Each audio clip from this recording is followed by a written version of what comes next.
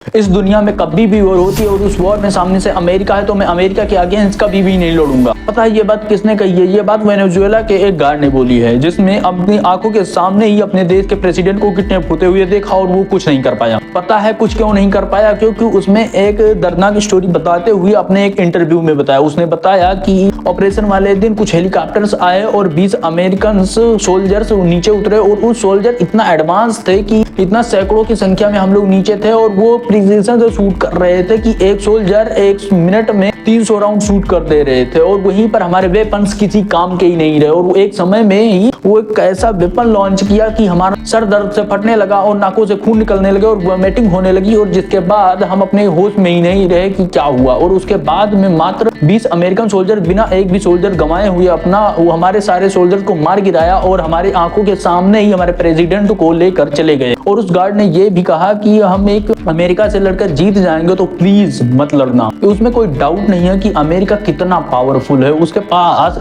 वैसे सारे इतने वेपन्स हैं लेकिन इस दुनिया में किसी को खबर भी नहीं है और हमारे पास मात्र एक ही ऑप्शन है, we have to the power.